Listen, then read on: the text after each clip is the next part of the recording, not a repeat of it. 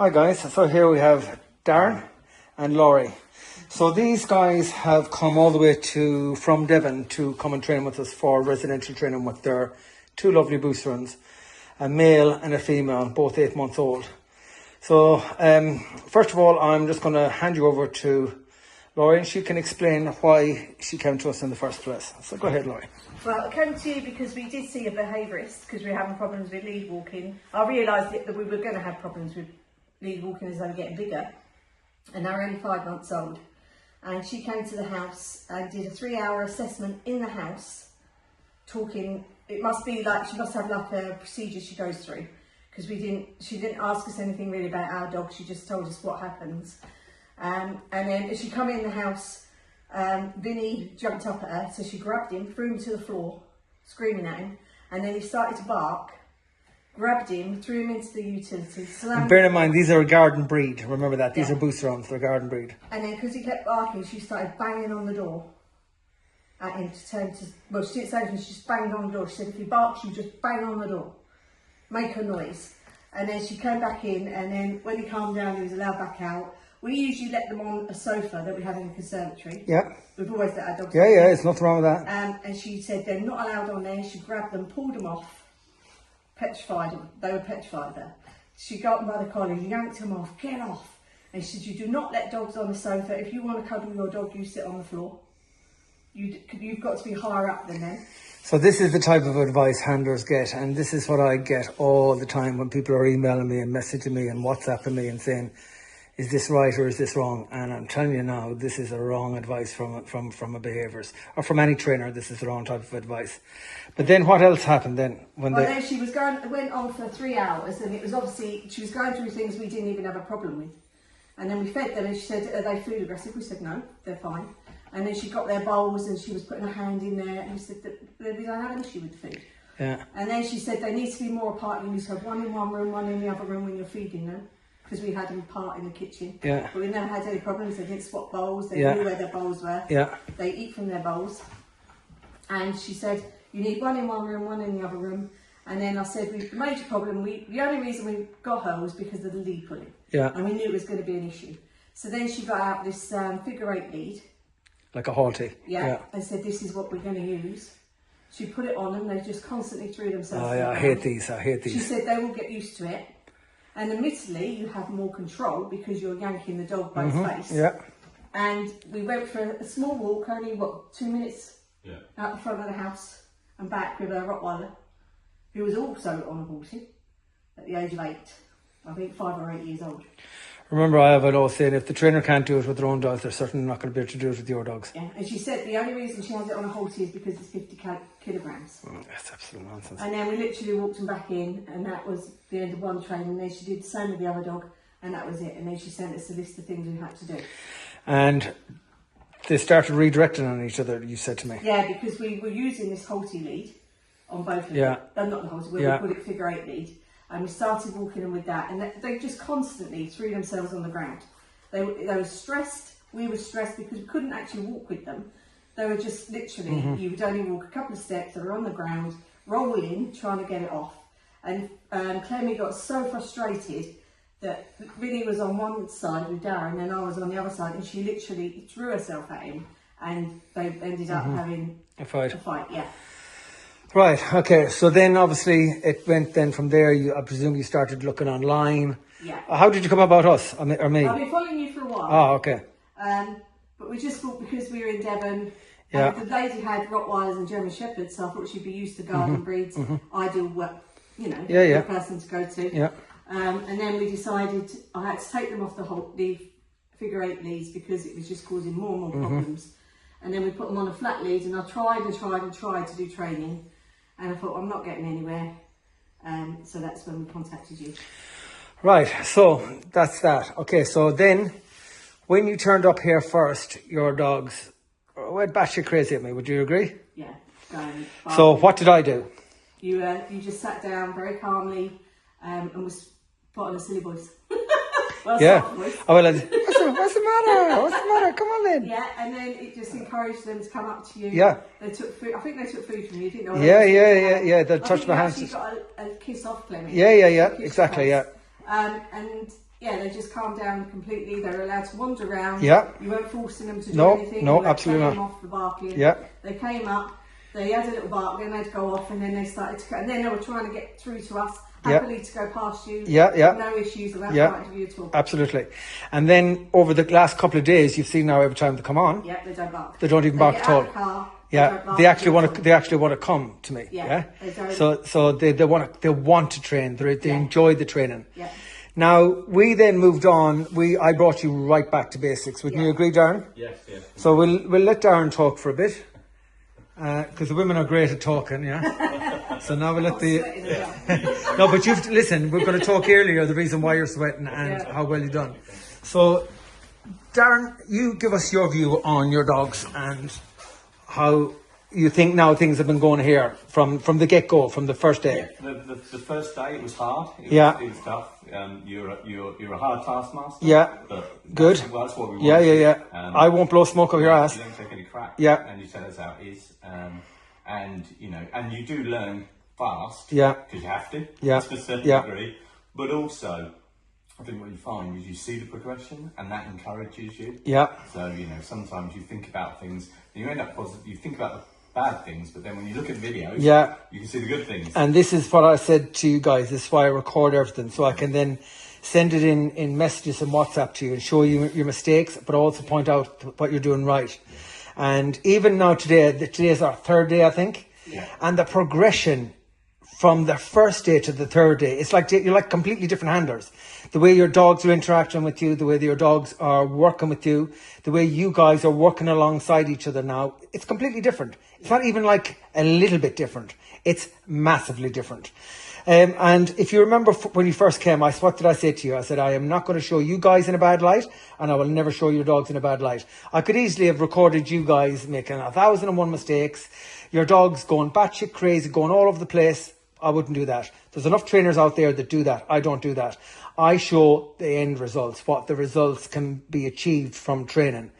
And I also find that when we do a lot of this type of training and we put it up on social media, and this is going back to you, because you said, oh, but I've already got that equipment and it's not working.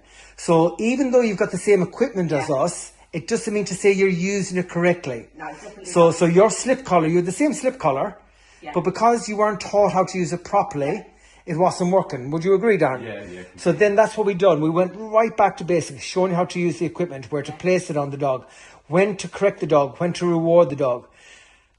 And you heard me a lot saying, I do not want to see you correcting these dogs. Would you agree? Yeah.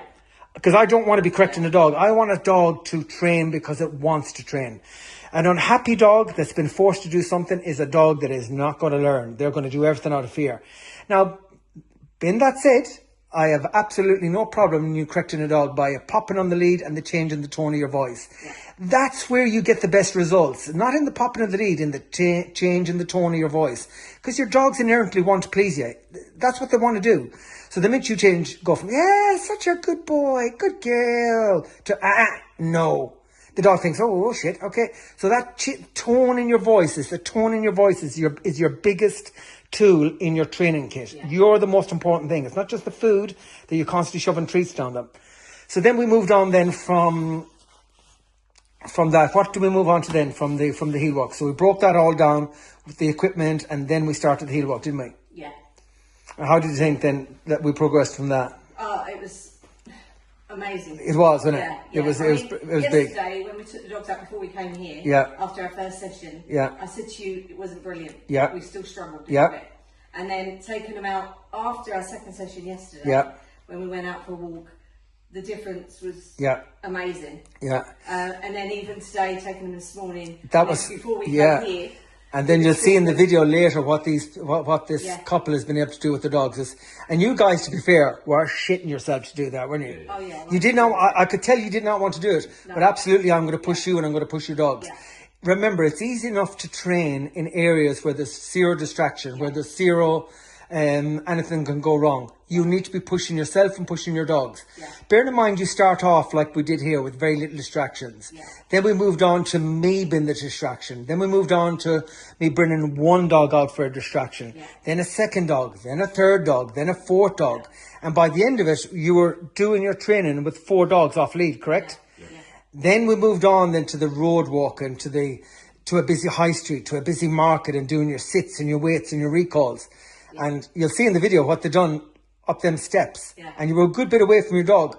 And the road is right behind you. And I could see you guys were thinking, I was thinking, but I thought, no, but I thought, listen, but like I said to you got to trust the process.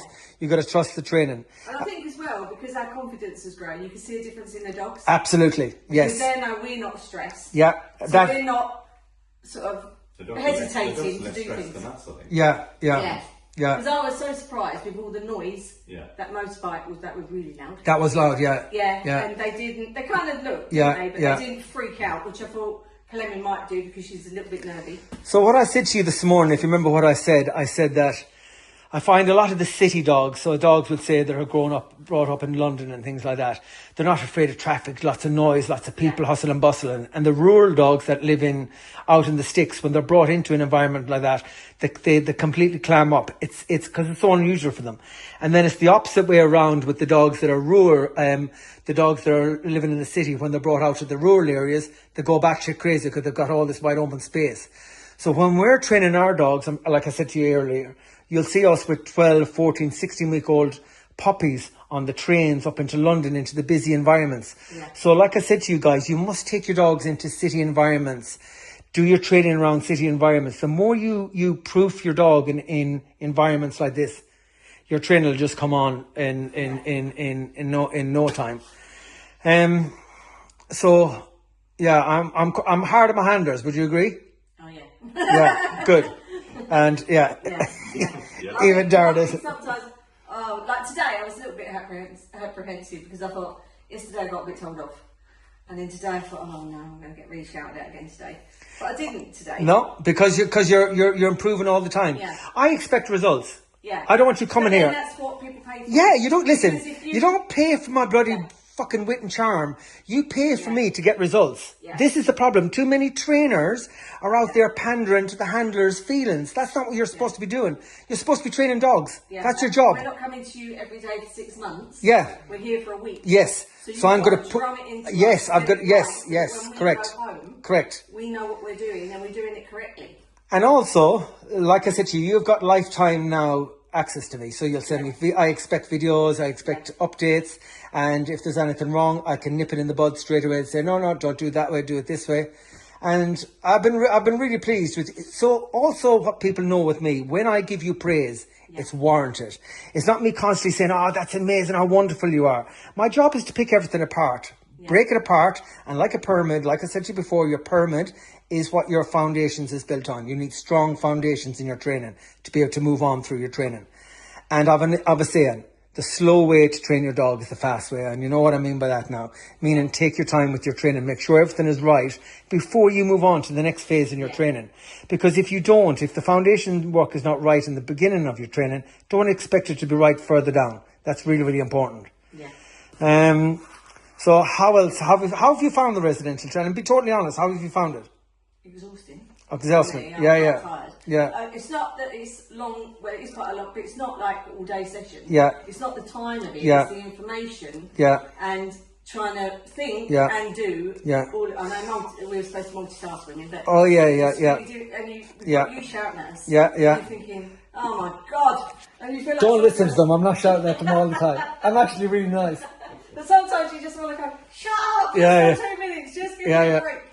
But you don't, you just keep pushing. Absolutely. And then, I was just amazed today. It just, I'm so proud of my dogs. It's like, no. I know most people. Listen, you should be proud of yourselves. You remember, you're the ones giving the information to the dog. So when I used to compete with dogs, and I used to see a lot of handlers and amazing handlers and things like that, and I'd hear people talking about each other and talking about each other's dogs. And in the dog world, it can be very toxic. And one thing I used to hear, when a dog was amazing, they'd say, oh, that dog's amazing. But then when the dog was shit, they were used to say, oh, that handler is shit at training. They'd never actually give the praise to the handler because the dog's amazing. That dog's only learned through the information that you've given the dog. So the dog's only as good as the information you're giving the dog. So the better the dog is, the better the handler is. The better the tools in that dog and that handler's, trainer's kit that he's able to do them things with the dogs. So you guys should be proud of what you've done and achieved in the last couple of days. And bear in mind, we're only halfway there yet. Yeah. Yeah? But you've given us the confidence. Good. It's the biggest thing, I think. Good. Like for today, I was not looking forward to going down there. Yeah. And it's not a marketplace, I have to admit, it's not a place I would go personally. Yeah. Because I don't like all the noise. Yeah, which is yeah, wrong yeah, for the dog. I have yeah, to do that. yeah. And I will do that. And you definitely weren't expecting me to do off-lead stuff in No, obedience. and I was thinking, Oh my God. Please don't run off. Yeah, yeah. But yeah, they were brilliant. And yeah, and I think But because we were confident. But also you'll understand is the way I positioned the dog. Yeah. I never positioned the dog towards the road, yeah? Yeah. If you notice, I always positioned the dog in a position and put you guys in a position where it was nearly guaranteed that it'd work. So I'm setting the dogs up for success all the time without you guys even realising what I'm doing. Right. And that's where an experience as a trainer comes in. Yeah. To know what they can do, when they can do it and how to do it. That's where the real experience and skill in dog training comes from. Yeah. But yeah, you guys should be really proud of yourselves. Really, really proud. Yeah, I'm really chuffed today. I think. Well, that's what we wanted to do, wasn't it? We wanted Yeah. to take them to not markets like that. Because also, so just for the viewers, you've never been able to before to actually walk the dogs together, correct? Yeah, because I usually walk them separately. Separately, yeah. And it's not an issue. And even then, when you're walking them It's separately, hard. you struggled to walk I them. struggled a bit with them. So for us to be able to walk them now alongside each other, and if you notice what else I was doing, Darren, sometimes I'd make you go in front, let your wife go behind. Sometimes then I'd make you go in front of your husband. And what I'm teaching you guys there is, no matter where you are in the position and the dogs are in the position, they must still stay under control. They mustn't start pulling out to get to the dog in front. So we mix it up, and then we started mixing it up where you're walking alongside each other, which was fantastic. That was really nice to What see. I found, even with those ridiculous figure 8 leads, they were still competing. 100%. Oh, wait, Yeah. That's what caused a lot of It's the same when I see frustration with as well. people with harnesses on them. Yeah. Harnesses are not for walking dogs. I don't care what anyone says. They're for two things: protection training and tracking. Yeah. They're and sled work. That's what they're designed for. To teach a dog to pull into them, to give them confidence to pull in. So I don't care even if there's all this nonsense, no pull harness. It's all marketing bullshit. All marketing bullshit. Yeah. So I think we're going to finish it at there, and yeah, lots. Good. Yeah, good. Well done, guys. Very well done. Go for a sleep. Yes, flat. Shouldn't have a beard. No, well done, guys. Well done.